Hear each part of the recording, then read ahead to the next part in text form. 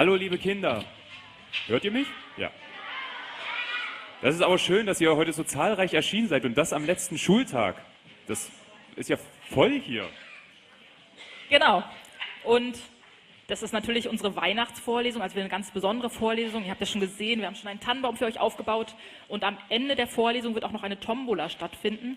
Deswegen nicht gleich aufspringen und loslaufen, wenn es vorbei ist, sondern erstmal sitzen bleiben. Und heute wollen wir gar nicht so viel reden, sondern erstmal noch jemanden vorstellen, der heute noch zu Besuch ist, um ein paar Worte über einen Verein zu verlieren, und zwar den Fischkutter e.V.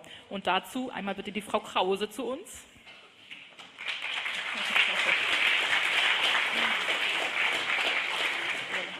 Dann sagen Sie doch erstmal, was ist denn der Fischkutter e.V. überhaupt und wo finden wir den? Der Fischkutter e.V. ist kein Schiff, auch kein Kutter, sondern hat den Namen Fischkutter, weil er ein Ort sein soll, wo man sich zu Hause fühlen kann. Dieser Fischkutter ist in Teutenwinkel, ein Ortsteil, der zum sozialen Brennpunkt unserer Stadt gehört.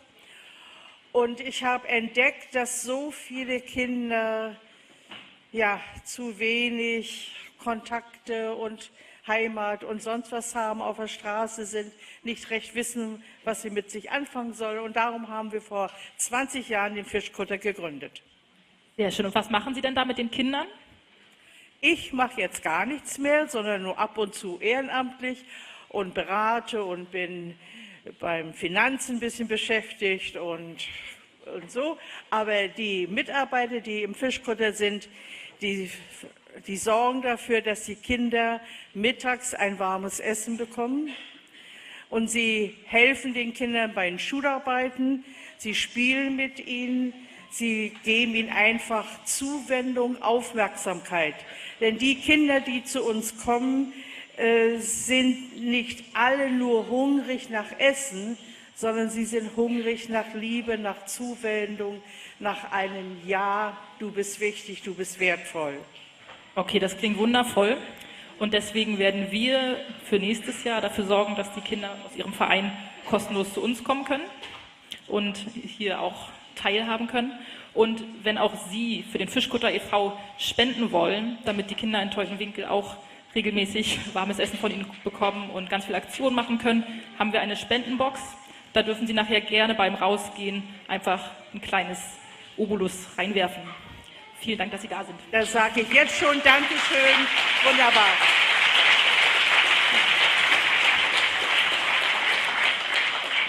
So, und dann kommt jetzt auch schon die nächste Person auf die Bühne, und zwar die Pressesprecherin von den Festspielen MV, Ina Vogt.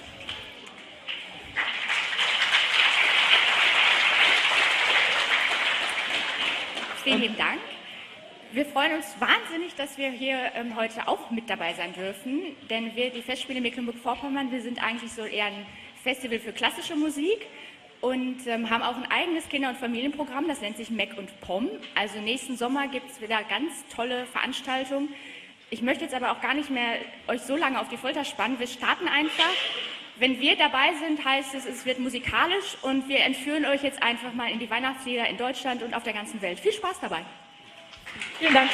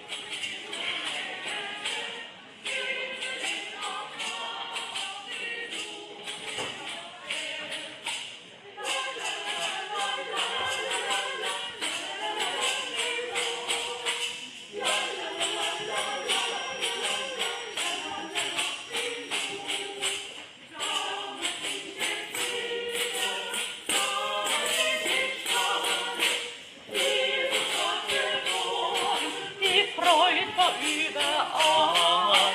Die Sprache Boden, die Freude war überall. La la la la la la la la la la la la la la Jesus. La la la la la la la la la la la la Jesus. Freudig lasst uns singen, heute sind wir da. Lasst die Botschaft klingen, der Herr ist wieder nah.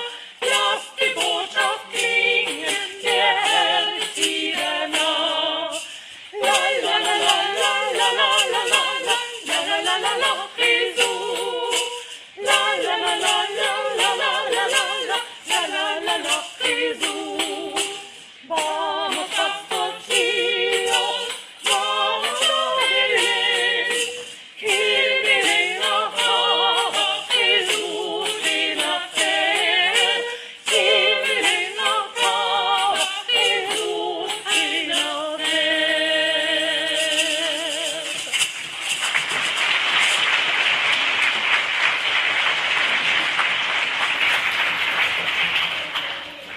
Sagt mal, was war das für eine Sprache, die ihr da gesungen habt? Ach, ich habe ja mitgemacht, aber ich habe keine Ahnung. Vielleicht wisst ihr, was es für eine Sprache war? Frag mal die Kinder.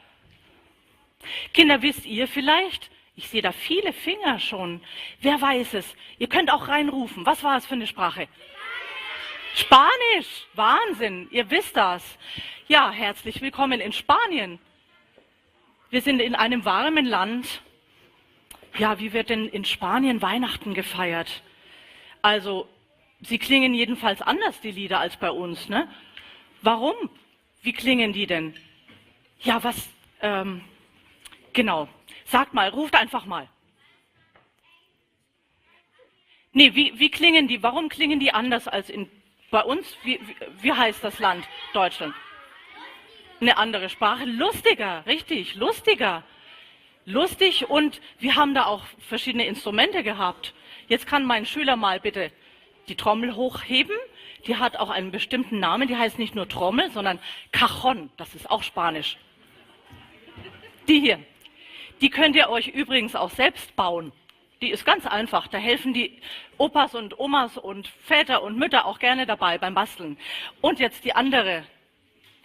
Dieses Klapperding. Wie heißt denn das? Wer weiß es? Tambourin, ja, genau. Schellentrommel heißt auf Deutsch Tambourin. Genau, klapper mal ein bisschen. Genau, das klingt, genau, Tambourin, das klingt sehr schön, ne? Einmal auf der Cajon ein bisschen trommeln. Genau, wunderbar, danke. Und dann haben wir noch diese blauen Dinger. Jetzt, das ist ein schweres Wort. Wer weiß, was das ist? Rasseln. Genau. Und auf Spanisch heißen die Maracas. Das klingt auch so, Maracas, ja, Spanisch. Genau. Super. In Spanien feiern die Kinder auch den 24. Dezember, wie bei uns. Ja, Heiligabend gibt es da ein schönes Weihnachtsessen mit einem dicken Braten. Das ist für die Kinder, glaube ich, eher langweilig. So, und ja, also vielleicht der Braten ein bisschen langweilig und die Süßigkeiten hinterher sind dann sehr schön. Und dann gehen die Leute in Spanien in die Kirche, in die Misa del Gallo. Und das heißt, oder Gallo, ich kann auch nicht so gut Spanisch.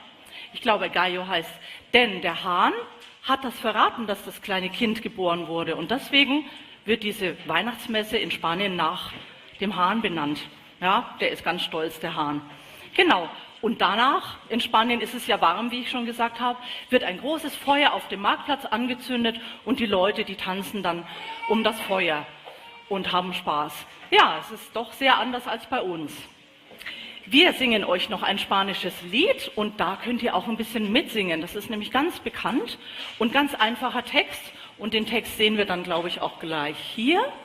Feliz Navidad, so ruft man. Das kennt ihr, ne? Genau, das singen wir zusammen und das heißt einfach nur fröhliche Weihnachten. Kommt ein bisschen.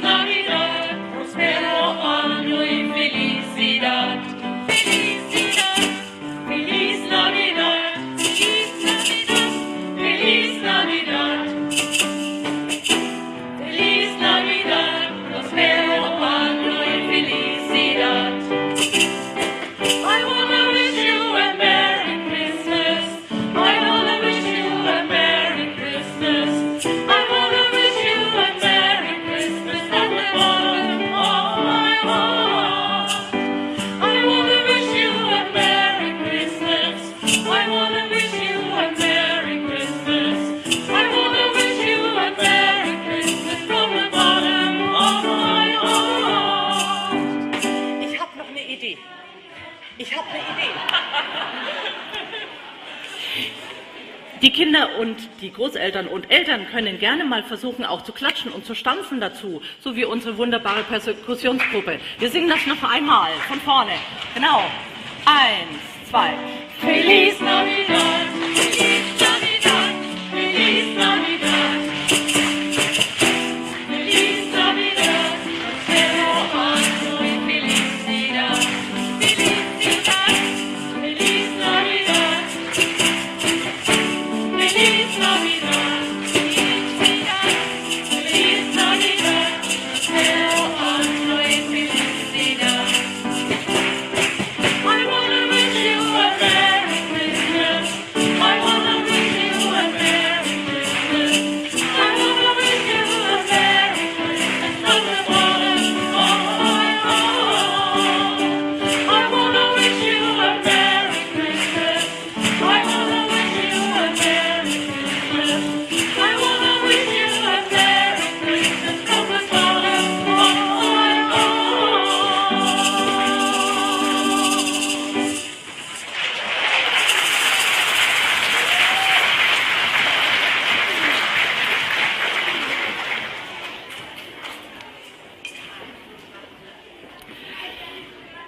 Ja, unsere Vorlesung heißt ja auch, wie klingt Weihnachten in Lateinamerika? Jetzt waren wir in Spanien. Was hat denn Spanien mit Lateinamerika zu tun? Und was ist überhaupt Lateinamerika? Amerika kennt man. Das ist weit, weit über den großen Ozean. Und was ist Lateinamerika? Wer weiß das? Da sehe ich einen Finger. Du kriegst gleich ein Mikrofon. Das ist eine Stadt davon. Eine Stadt? Mhm. Wer weiß es noch? Da sehe ich noch einen Finger. Das sind Länder aus Südamerika. Genau, also beides stimmt. Ne? Südamerika gehört zu Amerika. Oben ist das große Amerika, wo wir einen wunderbaren rot-perückten Präsidenten haben. Und darunter kommt Südamerika. Und da spricht man Spanisch. Und die ganzen Weihnachtssachen, die kommen aus Spanien oder kamen von Spanien nach Südamerika. Da sind dann Leute hingefahren und die haben die Bräuche mitgebracht. Und jetzt habe ich noch was ganz Spannendes für euch hier. Ihr seht hier was ganz Buntes an dieser Leiter hängen. Was ist denn das? Habt ihr das schon mal? Oh, so viele Finger. Wir nehmen mal jemanden von der Seite. Was ist das? Eine Piñata. Eine Piñata, Wahnsinn. Ihr kennt das schon. Ich dachte, ich zeige euch heute was Neues. Und was macht man mit der Piñata? Die ist gefüllt. Ja, da vorne? Stock draufschlagen. Ja, mit dem Stock draufschlagen, genau. Mein Stock, wo ist mein Stock? Das führen wir gleich mal allen vor, die es noch nicht kennen. Und dann kommen nämlich aus der Piñata Süßigkeiten rausgefallen. Und ich kann euch verraten, am Schluss, wenn ihr gut mitmacht und gut aufpasst, dann dürfen 1, 2 Kinder mal draufhauen und ihr alle kriegt aber dann Süßigkeiten. Und wir probieren das mal mit meinem Schüler, der kriegt jetzt mal die Augen verbunden, kommt mal vor. Und er darf mal versuchen, ob er die Piñata trifft. Dieser Brauch kommt aus Mexiko, ja, auch Spanien. Genau, und eigentlich war das so, dass die Piñata kein Esel war oder kein Tier. Helft ihm mal bitte. Sondern eigentlich wurde ein Teufel drauf gemalt oder so. Und dann hat man eigentlich gesagt, die wird deswegen zerschlagen, weil die bösen Taten der Leute zerschlagen werden. Ja? Wenn die kaputt ist, dann macht man nie mehr was Böses. Und die Süßigkeiten sind dann eigentlich die Belohnungen Gottes, die da rausfallen. Das finde ich einen ganz netten Brauch.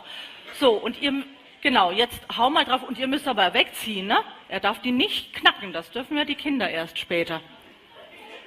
So, und jetzt sage ich euch, was ihr rufen dürft. Más arriba, das heißt höher. Wenn ihr, ja? Más arriba. Ja, genau, oder. Oh.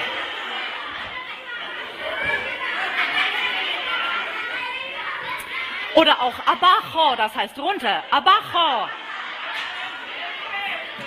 Enfrente.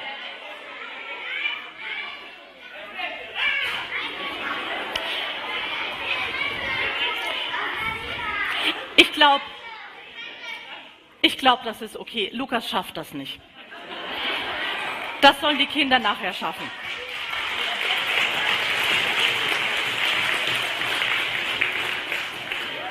Genau, in Mexiko kriegen die Kinder wann ihre Geschenke? Nicht am Heiligabend wie bei uns am 24. Dezember, sondern am 6. Dezember. Also die müssen ganz schön lang warten, noch 2 Wochen nach Weihnachten, ne? Das ist echt lang. Und warum ist das so? Vielleicht wisst ihr das. Das Jesuskind ist ja geboren worden und die heiligen 3 Könige kamen am 6. Dezember zum Jesuskind und haben es beschenkt. Und deswegen wird es in Mexiko auch erst am 6. Dezember beschenkt. Ja, die Kinder, Januar, Entschuldigung. Die Kinder gehen auch von Haus zu Haus und spielen eine Posada. Das ist ja eine Herbergsuche. Das kennt man vielleicht so ein bisschen von unserem Halloween, dass man von Haus zu Haus geht und da einfach Süßigkeiten ergattern möchte.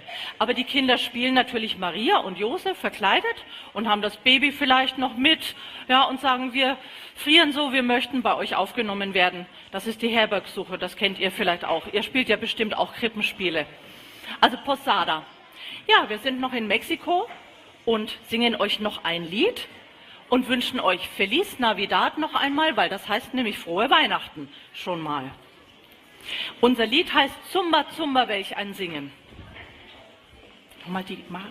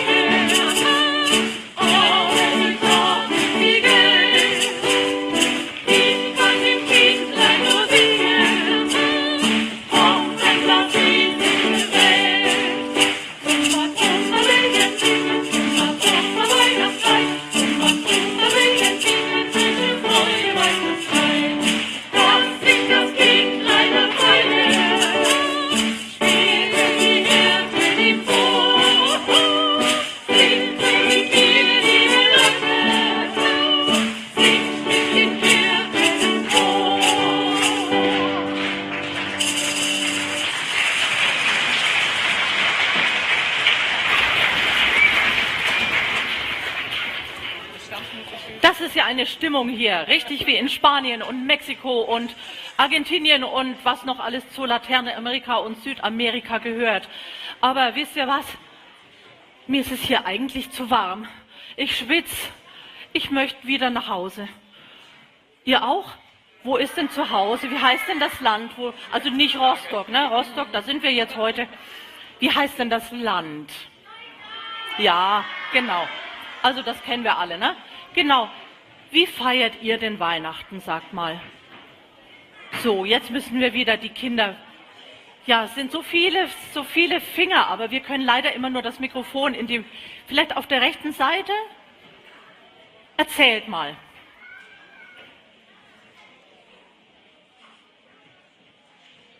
Was gibt es bei euch? Gibt es da einen Adventskranz?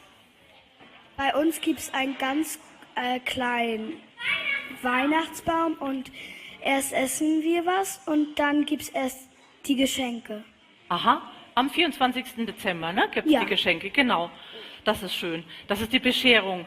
Und vorher haben wir ja auch Adventskerzen, 4, ne? Genau. Ja. Und was gibt es denn noch außer dem Weihnachtsbaum? Ja, wer kommt denn überhaupt zum Geschenke bringen? Und habt ihr den schon mal gesehen, den Weihnachtsmann? Ja? Genau, es gibt den Weihnachtsmann und bei einigen Kindern kommt auch das Christkind Zu mir kommt zum Beispiel das Quizkind. Ja, ich würde sagen, wir singen einfach mal ein Lied, was ihr alle kennt, aus unserem Heimatland, ja, aus Deutschland. Das heißt, ihr Kinderlein kommet. Das passt gut, weil ihr seid ja alle schon da. Sagt mir, dass das angeschlagen wird. Ihr Kinderlein kommet. Da seht ihr auch gleich den Text. Hoffentlich. Achso, das dann. Haben Sie nicht?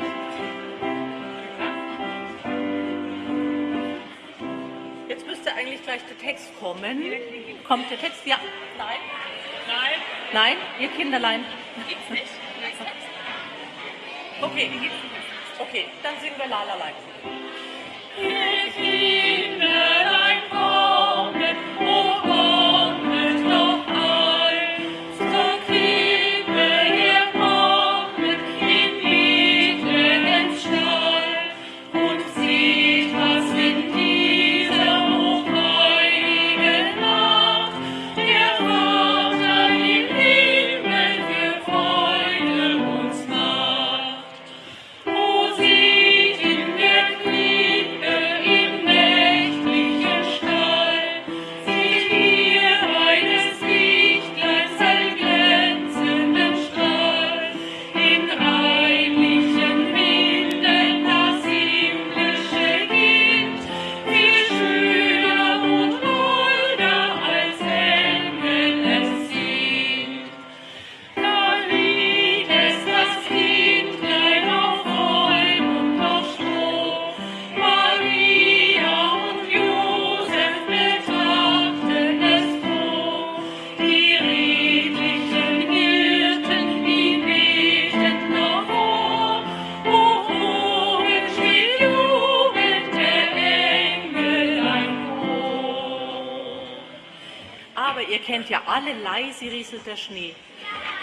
Wir hoffen einfach, dass vielleicht noch Schnee kommt.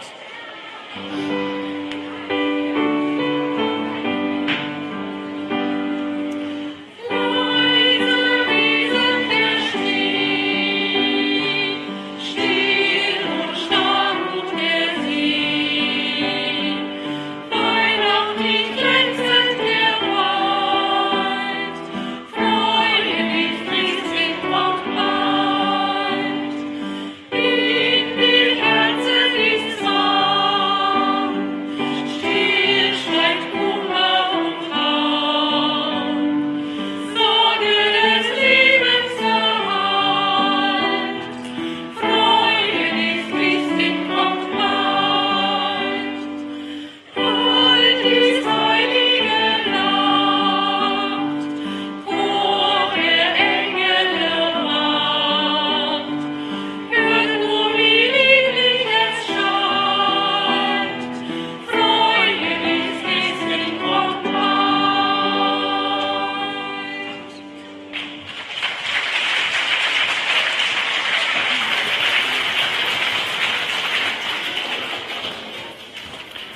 Also ihr merkt schon, das klingt ganz anders als in Spanien, ne?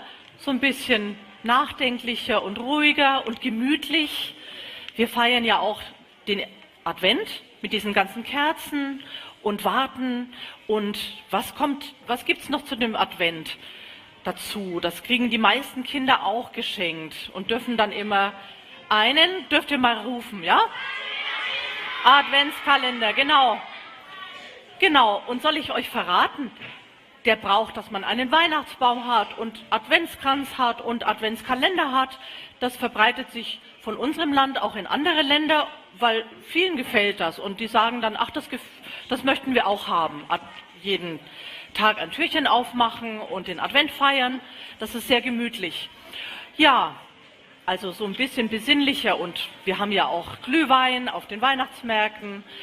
Und auf den Weihnachtsmärkten gibt es dann auch Fahrkarussells und Riesenräder. Ja, das ist in Deutschland alles sehr schön. Am Schluss singen wir dann gemeinsam noch ein Weihnachtslied, das ihr auch alle kennt. Aber ich hoffe ja, dass noch Schnee kommt. Aber meistens gibt es bei uns zu Weihnachten doch keinen Schnee, oder? Also meistens ist es doch grün. Heute ist es auch grün, am 24. soll es auch grün bleiben. Ich glaube, wir reisen gemeinsam nach, wo ist es denn, wo es schneit, auf jeden Fall. Ja, Antarktis. Also Antarktis ist mir zu kalt. Bayern? Bayern, ja, okay. Schweden. Habt ihr Lust? Ja, wir reisen jetzt nach Schweden. In Schweden, da haben wir auch was ganz Besonderes. Da seht ihr gleich ein Bild.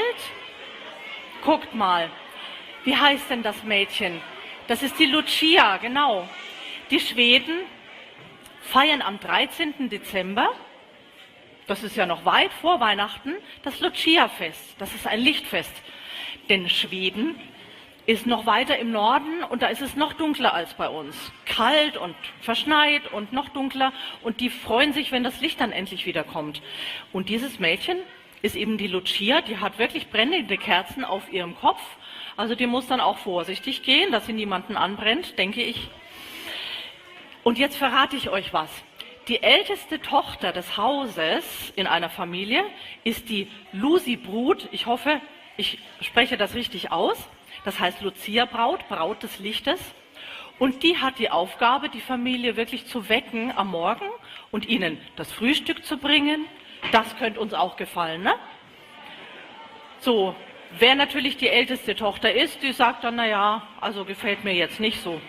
Und die Schweden, die wünschen sich zu Weihnachten God Jul. Das heißt auch fröhliche Weihnachten.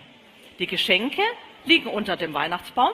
Das haben die Schweden auch von Deutschland übernommen, weil sie auch gedacht haben, das gefällt uns mit dem Weihnachtsbaum. Das ist so gemütlich. Man kann auch um den Weihnachtsbaum rumtanzen. Wir haben hier einen wunderbaren Weihnachtsbaum und da kann man wirklich sehr schön tanzen. Nachher zeigen wir euch einen ganz leichten Tanz. Das könnt ihr dann zu Hause nachmachen. Und ganz wichtig ist auch, man isst sehr viel. Man kocht vorher, man backt Plätzchen und bastelt zusammen.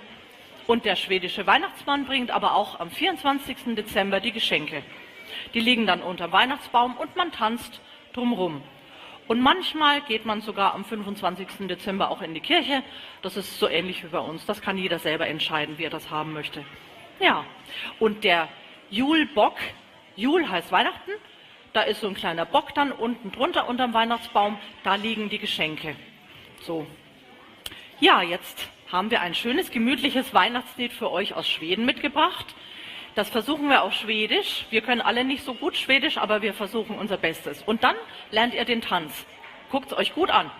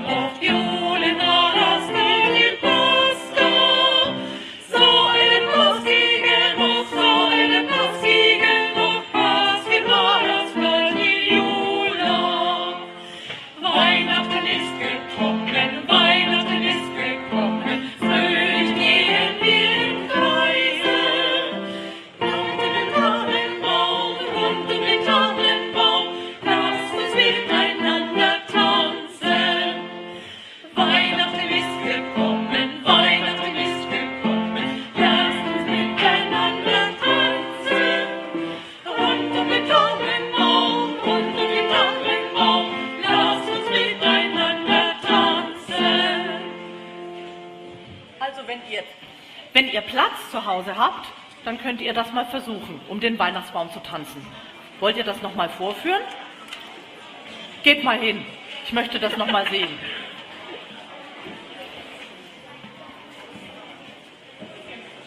Einmal die rechte Hand, einmal die linke Hand, einmal rundherum und die andere Seite. Und jetzt einhaken.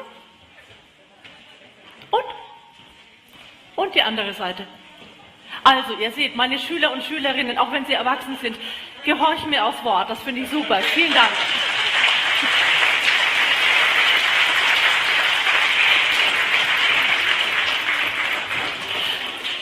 Aber soll ich euch was verraten? Mir ist es hier viel zu kalt in Schweden. Also mir klappern schon die Zähne. Wollen wir nicht wieder zurück, wo es wieder ein bisschen wärmer ist? Ja, also Italien. Ah, da ist es schön warm, ja. Nicht ganz so warm.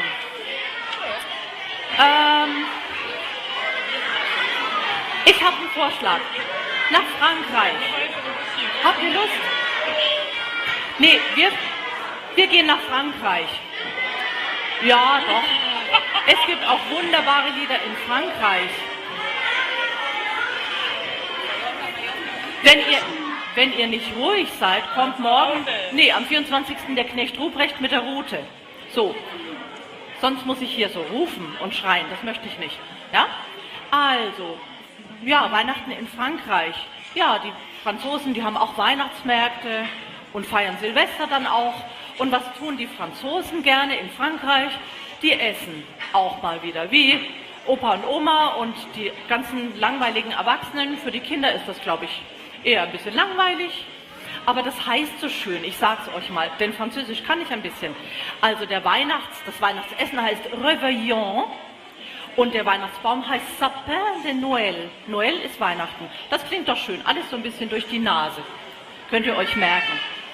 In Frankreich wird noch gearbeitet am 24. Dezember, so wie bei uns auch. Aber abends kommt dann wirklich das Fest, dann werden die Geschenke verteilt. Zuerst geht man in die Kirche, in die Messe du Minuit, ja, die Mitternachtsmesse, und danach wird sich versammelt mit der ganzen Familie, man isst und verteilt die Geschenke. Ja, es ist sehr fröhlich und ja, das Essen zieht sich leider über viele Stunden. Sehr langweilig. Wir haben ein wunderbares französisches Weihnachtslied für euch. Das kennt ihr bestimmt auch. Und bei dem zweiten Teil dürft ihr einfach mitsingen. Da ist der Text nicht so schwer.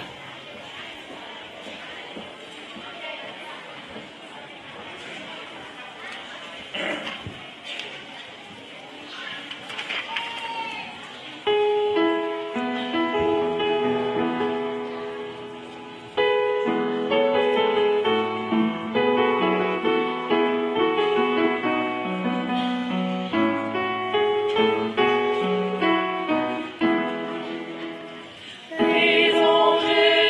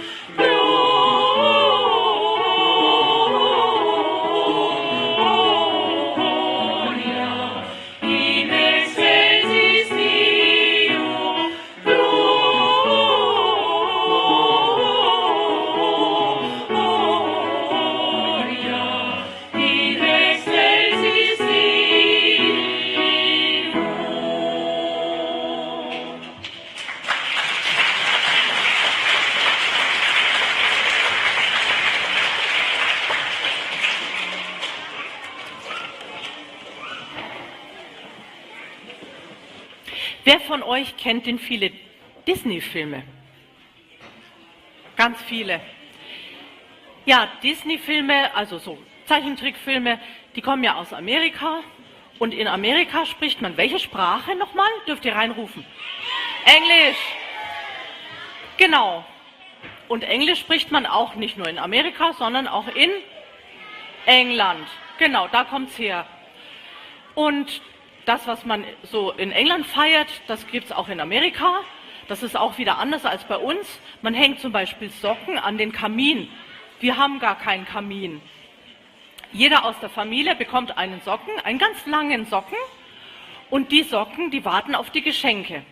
Und wer rutscht dann in der Nacht vom 24. Dezember den Kamin runter? Genau, der Weihnachtsmann. Und der kommt heimlich runtergerutscht, wird dabei ganz schwarz und bringt die Geschenke.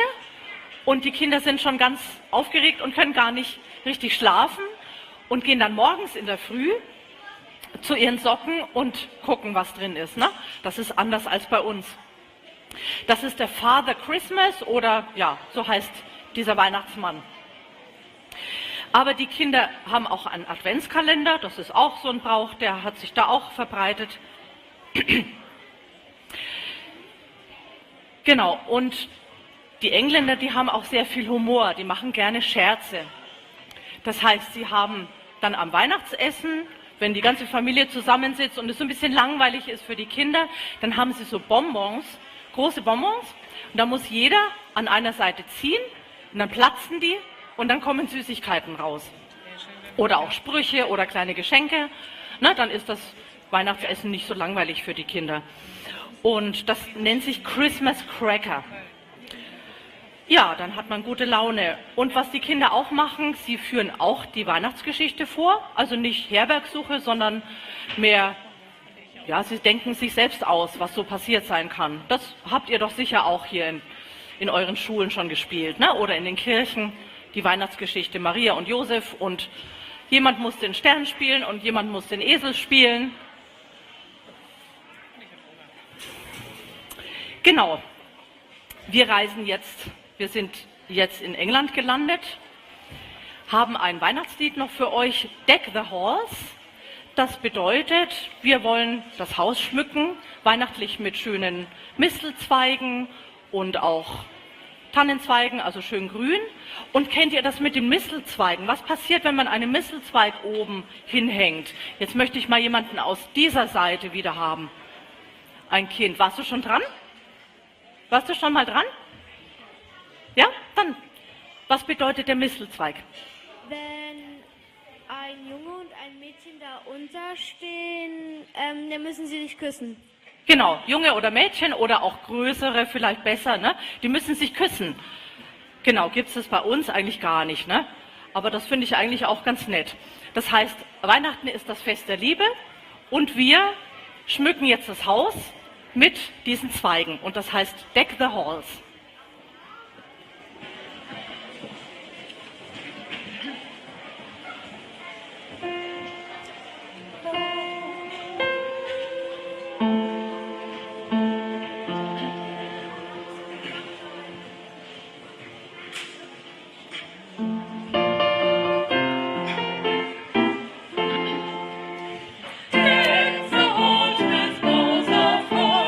La la la la la la la la.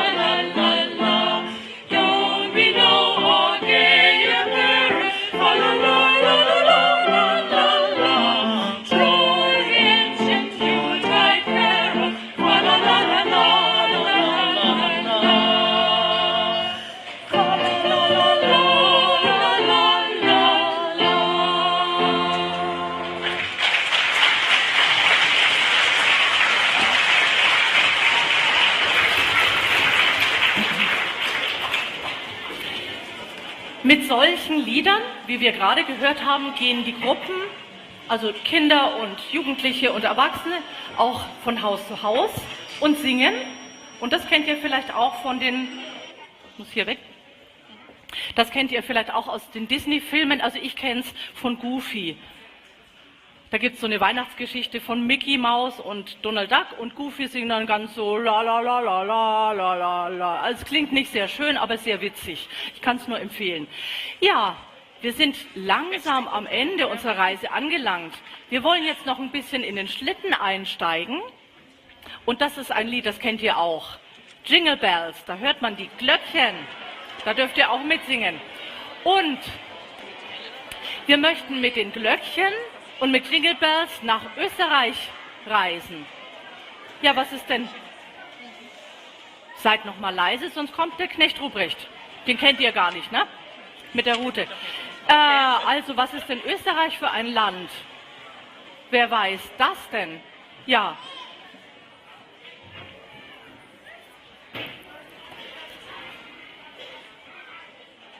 Das hört man jetzt nicht? Ist nicht an. Österreich ist unser Nachbarland, ne? Unser Nachbarland. Da spricht man auch so ein, ja, etwas anderes Deutsch, hört sich ein bisschen anders an. Das liegt wo denn? Also nicht so flach an der Ostsee, sondern im Süden und das hat ganz viele Berge, ne? Das ist Österreich. Und soll ich euch verraten, das allerbekannteste Weihnachtslied der Welt ist, könnt ihr das erraten? Wer weiß es? Vielleicht nochmal auf der Seite jemand? Da meldet sich ein Junge. Das allerbekannteste Weihnachtslied von der ganzen Welt. We wish you a Merry Christmas. Habe ich nicht verstanden? We wish you a Merry Christmas. Nein?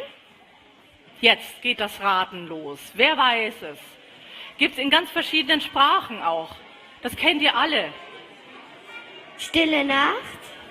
Ja, Stille Nacht ist es, genau. Und das kommt aus Österreich. Also nicht aus Deutschland, sondern das hat ein Komponist, Franz Xaver Gruber, komponiert, nach einem Text von einem Pfarrer. Die haben einfach gedacht, wir machen heute mal ein Weihnachtslied. Und das kam dann am 24. Dezember 1800, weiß ich jetzt nicht, doch 1818, das erste Mal zum Einsatz und hat sich wirklich über die ganze Welt verbreitet. Das ist wirklich Wahnsinn, oder? Und dahin reisen wir jetzt nach Österreich mit dem Pferdeschlitten. Wer ist denn schon mal im Pferdeschlitten gefahren? Das ist ja super. Einige Kinder, das macht Spaß, ne? Warm in die Decken eingepackt und die Glöckchen und draußen ist Schnee. Das ist ganz super. Okay, ihr dürft kräftig mitsingen. Jingle Bells.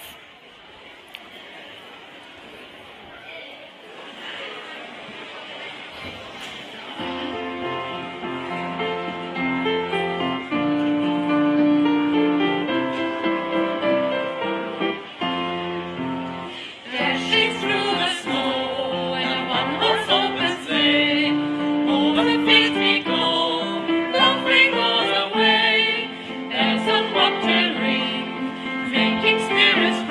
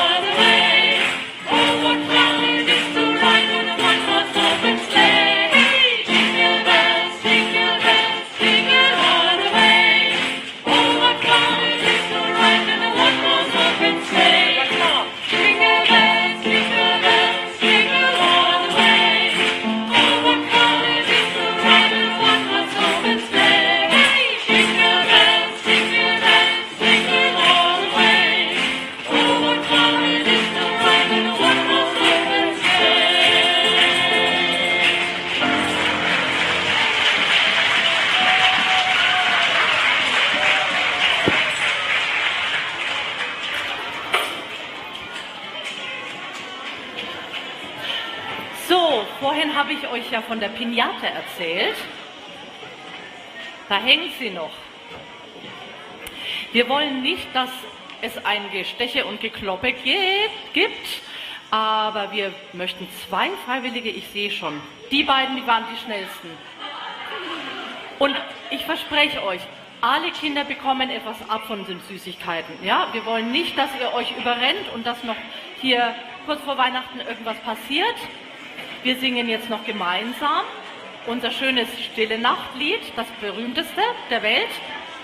Noch nicht anziehen, sonst kommt der Knecht Ruprecht und verhaut euch. So lange müsst ihr noch jetzt schön mitmachen, ja? Und am Schluss gibt es eine Belohnung und wir möchten uns verabschieden dann schon. Das Ensemble Con Voce.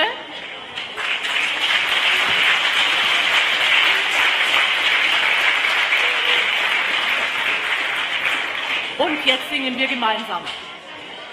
Martina, du musst doch noch mal sagen, dann die beiden Mädchen, die Pinata. Ja. Nein, sag es gleich nochmal, die wissen es nicht. Nach der Stille Nacht dürft ihr nach vorne kommen.